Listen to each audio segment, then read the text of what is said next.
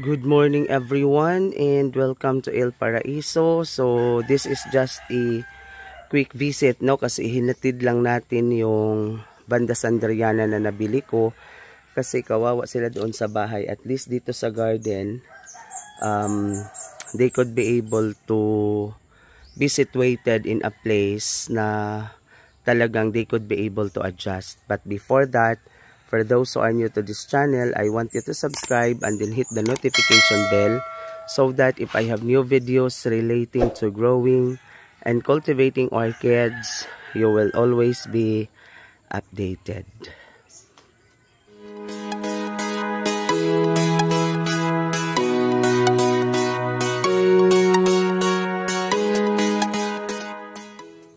So this time, meron akong ipapakita sa inyo na nag-spike ito last week and then talagang ito yung inaabangan ko dito sa garden kasi nung binili ko ito, this is already a matured form and this is my Vanda Manisaki. So if you try to look at this, andito po ang kanyang flowers. Napakaganda po ang flowers ni Manisaki and gusto ko sana siyang tanggalin para tuloy-tuloy ang ganda ng ugat ng mga orchids however napaka-healthy naman po ng kanyang root tips, so hahayaan na lang natin hanggang sa ito ay mag-fade or mawala, pero tingnan niyo yung kanyang mga dahon, dehydrated pa talaga, pero anyways, pagkatapos nito the Vanda will become stable. So yan po, this is the first time that I saw a Manisaki flower. Okay, so another one yung napagkamalan ko na Luzonica, na MFB 116 pala. Okay, so tingnan natin. So this is one, tingnan ninyo, this is my MFB 116. Okay, so meron siyang touch ng USTI. Meron siyang touch ng USTI. Yan po. Okay. Napakaganda po niya. So, nabili ko po ito sa Sistuna Farm. Okay, so ito yung hinatid ko ngayong umaga. So, this one, this is a Vanda Sanderiana. Yan po, napakaganda po ng kanyang katawan. Nabili ko ito sa Rowell's Garden. So marami ang nagtaka, yung ibang friends ko na hindi pa naman August but nag-bloom na ito, kasi August is actually the season, of waling-waling.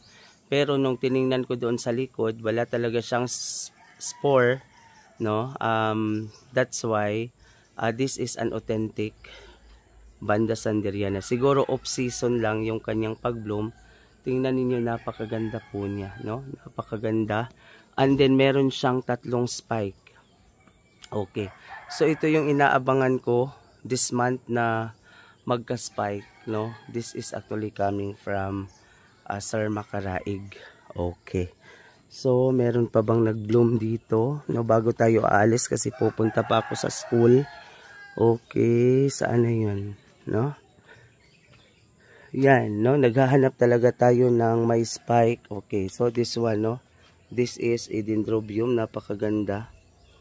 Okay, napakaganda ng dendrobium na ito. So this is just a quick walk, quick visit. Yan. Okay, nasaan yung isa? Okay, yung isa hindi na po dehydrated, Tingnan niyo yung aking isang Manisaki. Hindi na po dehydrated ang kanyang dahon kasi hindi siya nagkaroon ng bulaklak, Kasi pag meron siya talagang bulaklak, nahahati yung energy ng halaman sa pagbuo ng bulaklak at sa pagbuo ng mga ugat. Okay, yan po. Napakaganda talaga ni Manisaki, Napakaganda. Hindi lang ganun ka-healthy ang kanyang mga flowers, kasi parang napilitan ito kasi pinutol siya. This is a top cut. And then pagdating dito sa garden, nagkaroon siya ng flower. Okay, so as of now, may mga spikes akong nakita pero hindi pa sila nag-bloom, no, sa aking mga sunbanda. Okay, no? Yan. So tingnan niyo yung aking Marie, no? Itong Marie na ito, this Sunday lalagyan ko sila ng kiki paste, no? Ipapahid ko sa katawan nila yung kiki paste para magkaroon sila ng mga kikis. Yung ibinigay sa akin ni Sir Moon. Okay, yan po, no? So ito yung Lusonic, ito yung Osteae na binigay sa akin ni Sir Moon. Yan po. Yan, no? So ito lang muna sa ngayon. Wala pa tayong nakitang masyadong mga flowers. Yung asawa ng aking kapatid, andun sila sa Davao, no? Meron silang inaasikaso doon sa SPMC. So sa Sunday babalikan natin sila, and then, no, we will trim some of these orchids, and then ay meron pa pala, no? Ito yung aking Dendrobium Derry. Tingnan nyo yung aking Derry, no? Yan. Ito parati itong namumulaklak. Okay, so this is my Dendrobium Derry. Another Dendrobium again. Yan. Ito napakaganda. I love this one kasi matangkad siya. And then, I love her color, no? Dark red, dark purple. Okay, so yan po, no? At this point, ito na lang muna kasi baka malate tayo. Hanggang sa muli, no? Hanggang sa Sunday, bibigyan ko kayo ng mas mahaba-habang update. Maraming salamat sa lahat at see you this Sunday, everyone.